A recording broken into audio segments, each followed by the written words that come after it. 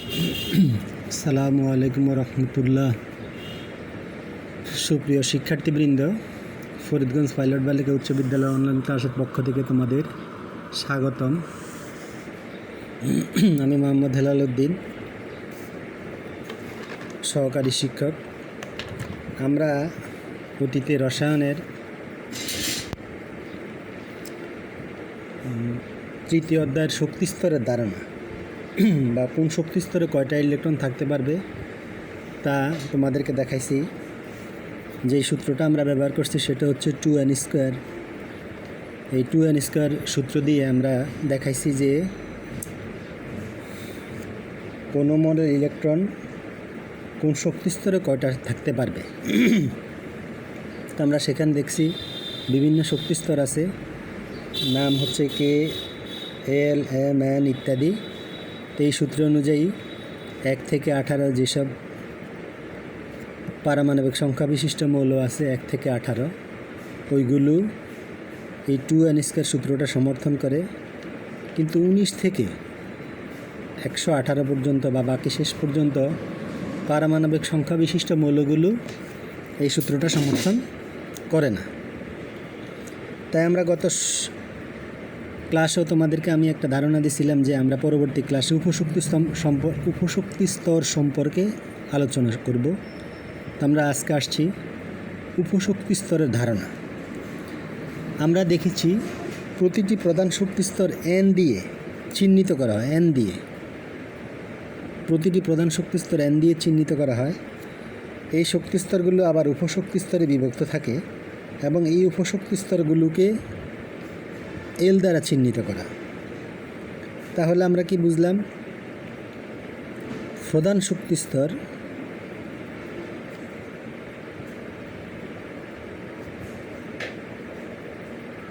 চিহ্নিত করা হয় N দিয়ে। উপশক্তি স্তর চিহ্নিত করা হয়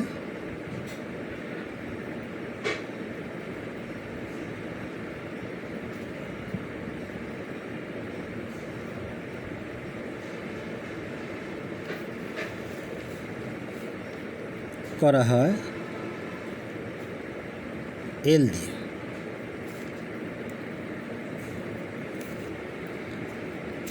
এলে আবার আমরা জানি এলে উপশক্তি স্তর থাকে 4টা, S, P, D, F। L এর মান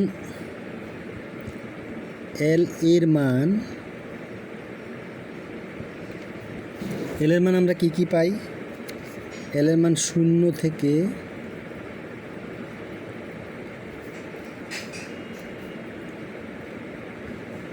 n-1 পর্যন্ত পাই।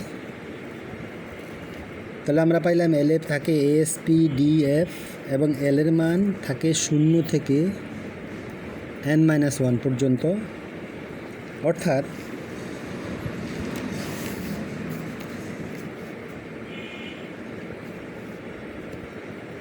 সুপ্রিয় শিক্ষার্থীবৃন্দ, n = 1 হলে,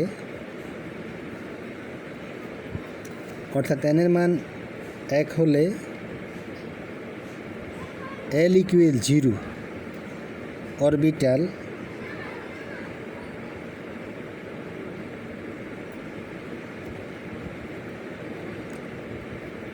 একটি।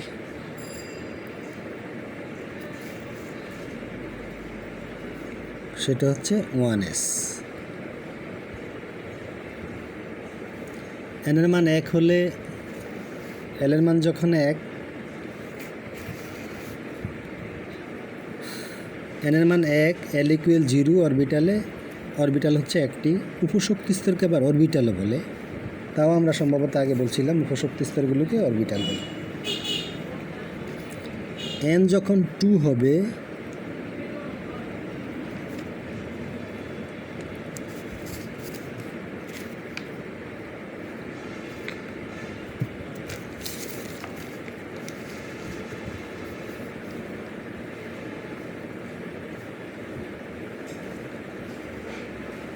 n2 হলে L = হবে 0, 1 অর্থাৎ এসপি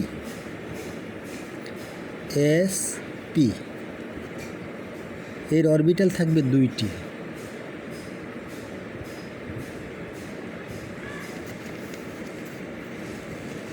অরবিটাল হবে 2টি, সেটা হচ্ছে 2s 2p।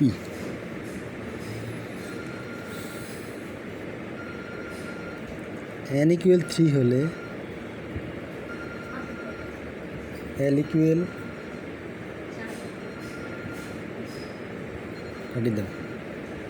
l equal 0 1 2, orbital হবে 3টি।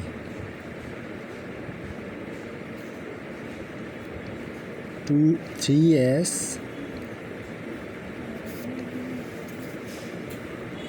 3p 3d।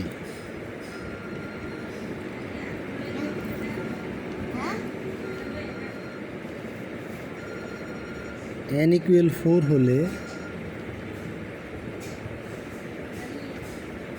l equal 0 1 2 3, orbital হবে 4টি।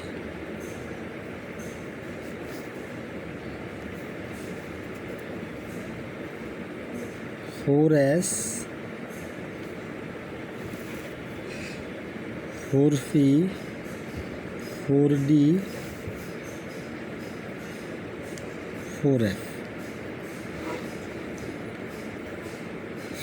এবার n equal 5 হলে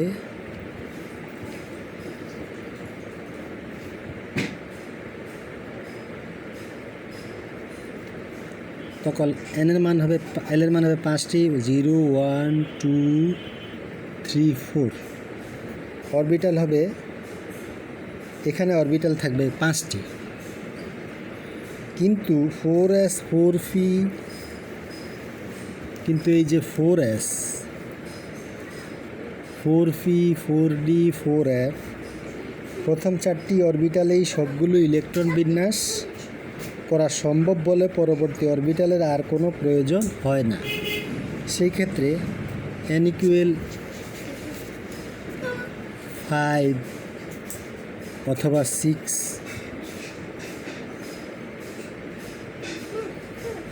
7 8 এর জন্য আর অরবিটাল দরকার হয় না। সুপ্রিয় শিক্ষার্থীবৃন্দ, আমরা কি পেলাম? উপশক্তি স্তর। উপশক্তি স্তরে থাকবে কয়টি?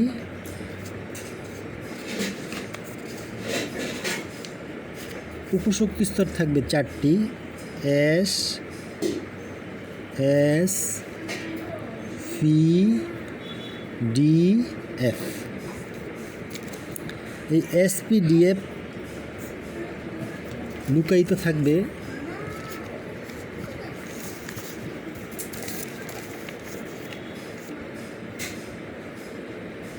s p d f লুকায়িত থাকবে l এর মধ্যে।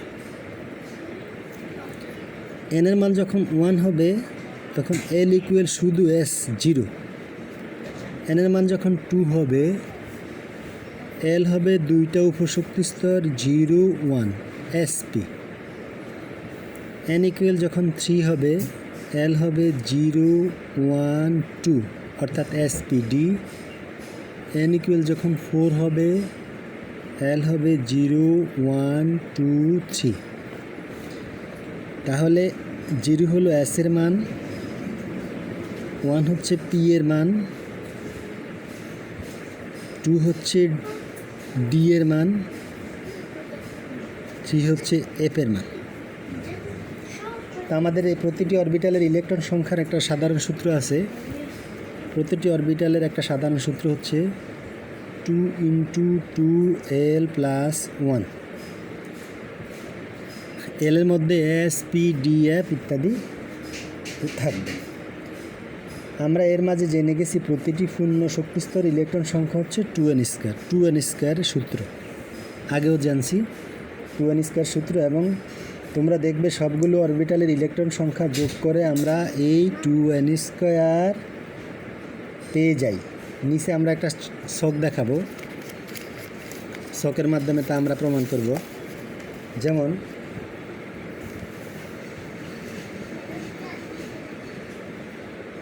শক্তিস্তর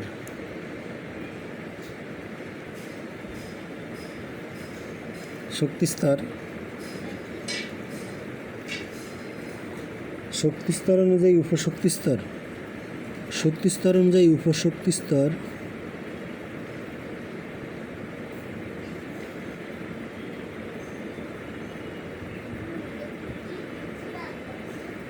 অর্থাৎ এল এর মান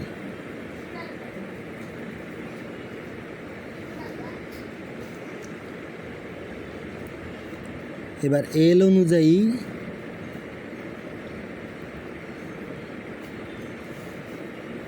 উপশক্তি স্তরের নাম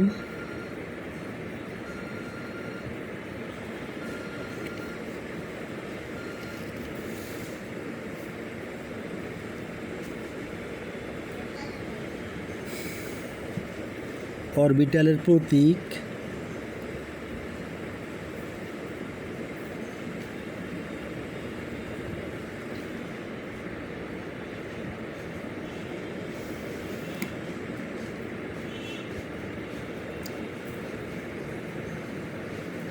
এরপর আসবে অরবিটালে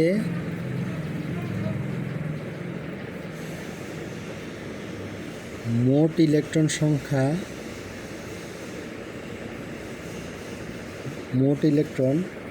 শক্তি স্তরের মোট ইলেকট্রন সংখ্যা।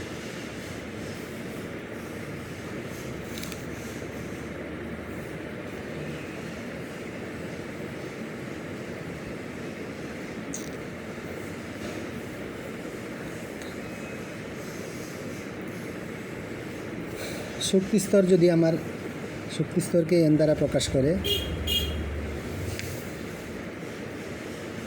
শক্তিস্তর হচ্ছে এন। এবার আসি, এন এর মান যখন 1 তখন এল এর মান 0, আমরা একটু আগে বলছিলাম। এল অনুযায়ী অরবিটালের নাম এস, অরবিটালের প্রতীক হচ্ছে 1s। অরবিটালের মোট ইলেকট্রন 2 × 2l + 1। এটা হিসাব করলে এল এর মান 0, বসালে 2 × 0 0 0 0 আর 2 গুণ করলে 0, 0-র সাথে 1 যোগ করলে 1, অর্থাৎ ব্র্যাকেটের ভিতরে আমার হবে 1, 2 1 এ 2, এখানে ইলেকট্রন হবে 2। আর 2n স্কয়ার সূত্র অনুযায়ী এখানে মোট ইলেকট্রন সংখ্যা হবে 2। সুপ্রিয় শিক্ষার্থীবৃন্দ, আবারও আমি বলি, আমার এখানে শক্তিস্তর হচ্ছে এন এর মান যখন 1, অর্থাৎ প্রথম প্রধান শক্তিস্তরের উপশক্তিস্তর অনুযায়ী এল এর মান হবে 0। এল অনুযায়ী উপশক্তিস্তরের নাম হবে এস, অরবিটালের প্রতীক হবে 1s।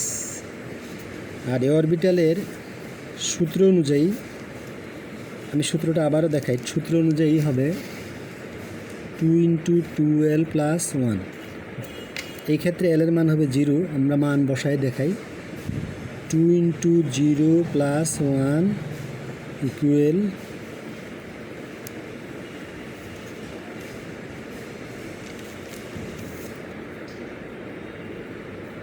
2 × 2 0 0, 0-এর সাথে 1 যোগ করলেও 1, 2 1 এ 2, অর্থাৎ 2। তাহলে অরবিটালের মোট ইলেকট্রন সংখ্যা 2, শক্তিস্তর অনুযায়ী মোট ইলেকট্রন সংখ্যা 2। এবার শক্তিস্তরে এন এর মান যখন হবে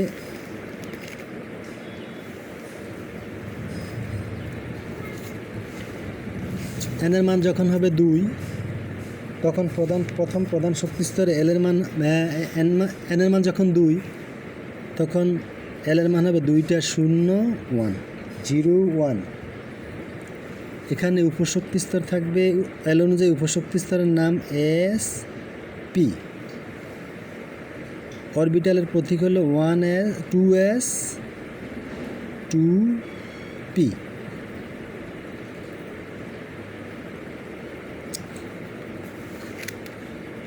আর অরবিটালের মোট ইলেকট্রন সংখ্যা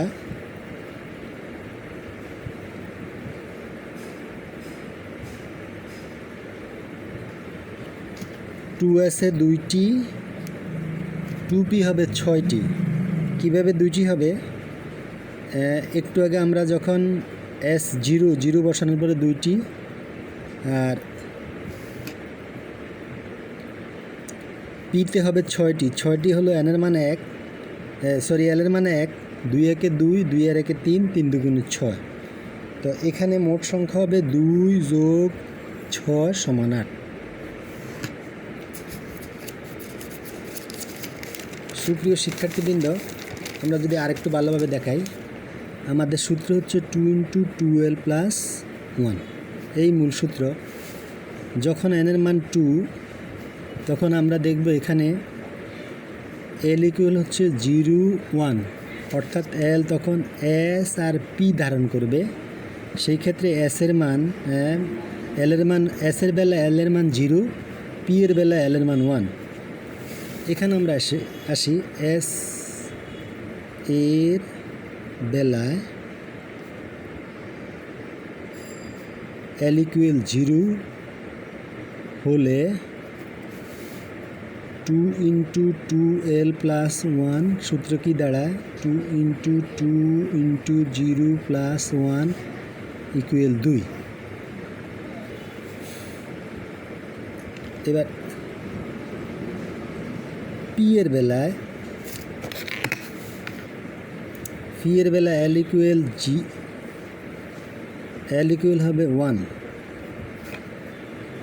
1 হলে 2 × 2l + 1 ইকুয়াল 2 × 2 × 1 + 1।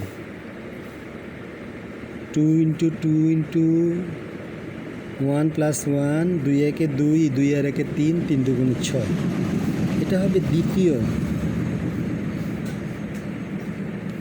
দ্বিতীয় শক্তি স্তরের মোট ইলেকট্রন। দ্বিতীয় শক্তি স্তরের মোট ইলেকট্রন এসে থাকবে 2, পি এ থাকবে 6, মোট হবে 8।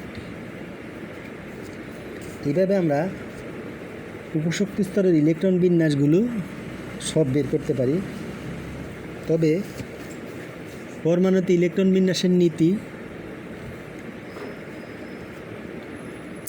সুপ্রিয় শিক্ষার্থীবৃন্দ, এবার শক্তি স্তর অনুযায়ী উপশক্তি স্তর L এর মান, L অনুযায়ী অরবিটালের নাম, অরবিটালের প্রতীক, অরবিটালে মোট ইলেকট্রন সংখ্যা, শক্তি স্তরে মোট ইলেকট্রন সংখ্যা 2n² সূত্র অনুযায়ী কতটুকু সেটা আমরা দেখলাম। এবার পরমাণুতে ইলেকট্রন বিন্যাসের নীতি।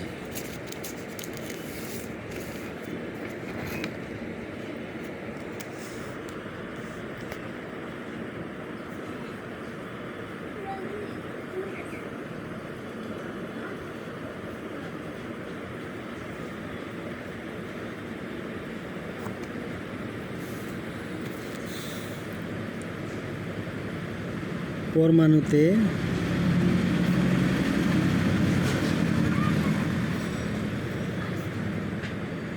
ইলেকট্রন বিন্যাসের নীতি।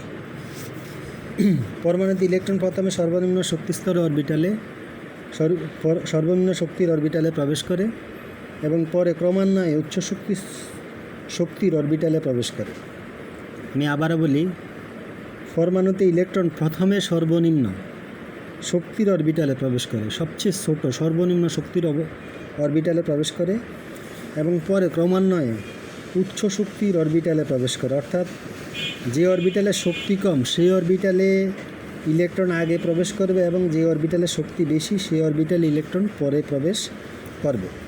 অরবিটালের মধ্যে কোনটির শক্তি কম আর কোনটির বেশি তা অরবিটাল দুটির প্রধান শক্তি স্তরের মান অর্থাৎ n এর এবং উপশক্তি স্তরের মান l, কোনটার শক্তি বেশি কোনটা শক্তির কম সেটা n প্রধান শক্তি স্তরের মান এবং উপশক্তি স্তরের মান l এর উপর নির্ভর করে। যে অরবিটালের n+1 এর মান কম সেই অরবিটালের শক্তি কম। অর্থাৎ যে অরবিটালের n+1 এর মান কম, এটার মান কম, তার শক্তি কম।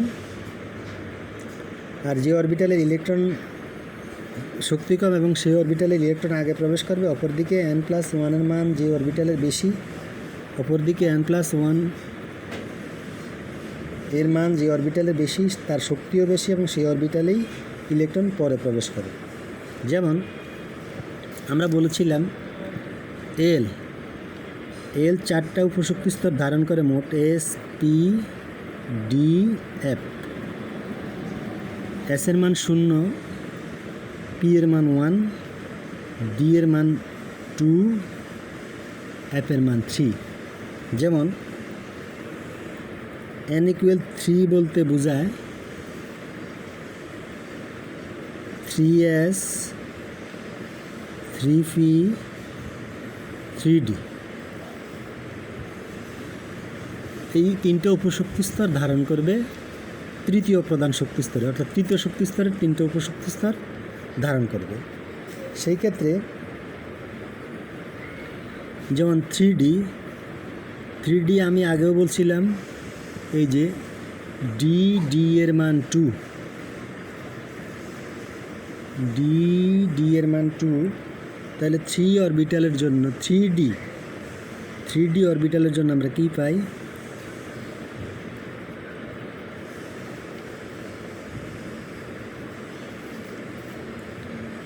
n এর মান 3, অর্থাৎ এই যে 3, এই এটাকে আরেকভাবে লেখা যায়, n হচ্ছে 3 + d বা n + l।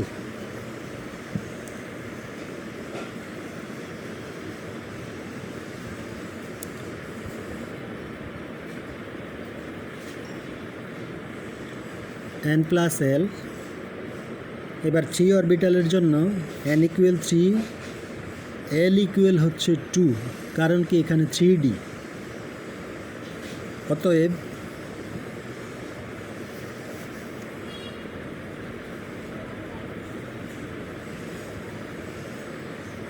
l + l এর মান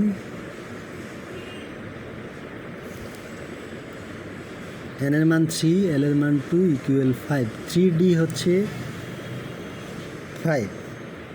আবার 4s এর জন্য n + l এর মান সমান n এর মান 4, l এর মান হচ্ছে 0 = 4। তাহলে আমরা কি পাইলাম? 3d 4s। কে বড়? সুপ্রিয় শিক্ষার্থীবৃন্দ, তোমরা দেখো 3d 4s কে বড়? অর্থাৎ 3d এর মান কত, 4s এর মান কত? আমরা 3d এর মান পাইলাম 5, 4s এর মান পাইলাম 4। 3d এর মান পাইলাম 5, 4s এর মান 4, অর্থাৎ 3d বড় আর এটা ছোট। অর্থাৎ কম শক্তি সম্পন্ন উপশক্তির স্তর হচ্ছে 4s, আর বেশি শক্তি সম্পন্ন উপশক্তি স্তর হচ্ছে 3d। 3d বেশি শক্তি সম্পন্ন উপশক্তি স্তর, আর 4s হচ্ছে কম শক্তি সম্পন্ন উপশক্তি স্তর। তাহলে কাজেই 3d অরবিটালের চেয়ে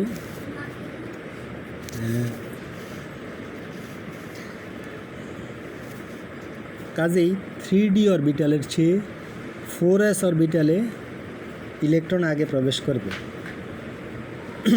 অর্থাৎ ইলেকট্রন প্রথমে প্রবেশ করবে 4s-এ, তারপরে প্রবেশ করবে 3d-তে। তাহলে আমরা পাইলাম কি? n + l এর মান, n + l এর মান যদি বড় হয় তাহলে সেটা হবে বেশি শক্তি সম্পন্ন উপশক্তি স্তর।